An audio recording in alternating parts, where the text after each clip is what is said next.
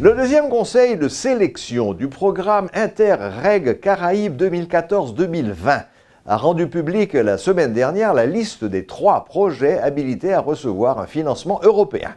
Il s'agit de, premièrement, Recavaca, les planteurs de cacao de la coopérative Cacoma, regroupant des planteurs guadeloupéens et haïtiens, dans le but de leur permettre d'accroître le volume de leur production, de parfaire leur maîtrise des techniques et pour une labellisation bio-équitable des produits.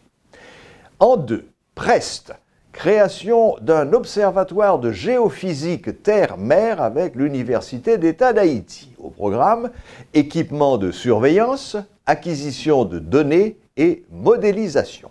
Enfin, Carifor, création d'un réseau des forts et fortifications de la Caraïbe avec l'Institut de sauvegarde du patrimoine national.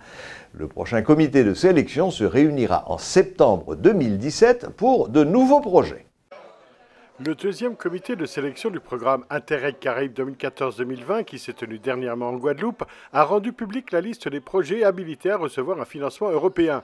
3 projets en partenariat avec Haïti vont donc pouvoir bénéficier de ces financements. Le premier, intitulé Recavaca, doit accompagner les planteurs de cacao en partenariat avec la coopérative Cacoma.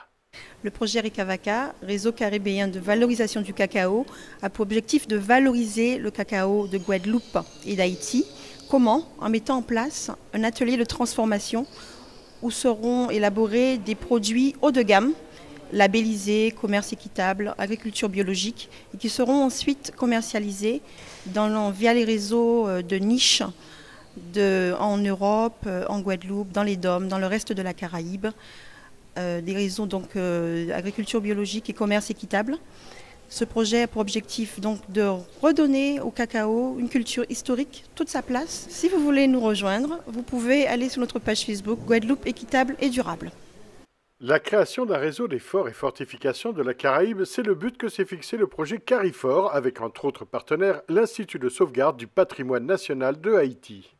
Carifor, c'est un réseau international des forts de la Caraïbe.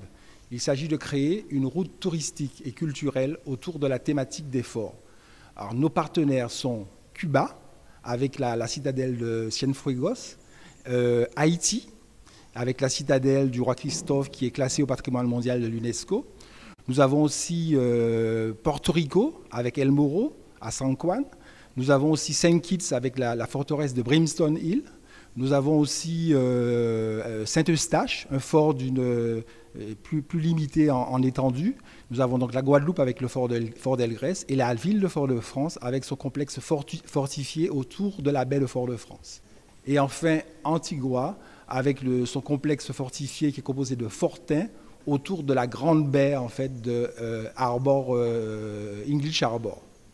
Quant au projet Prest, il a pour objectif la création d'un observatoire géophysique terre-mer en partenariat avec l'Université de Haïti. Le projet Prest que propose l'Observatoire volcanologique et sismologique de Martinique et l'Observatoire volcanologique et sismologique de Guadeloupe est un projet en collaboration avec Cuba et Haïti.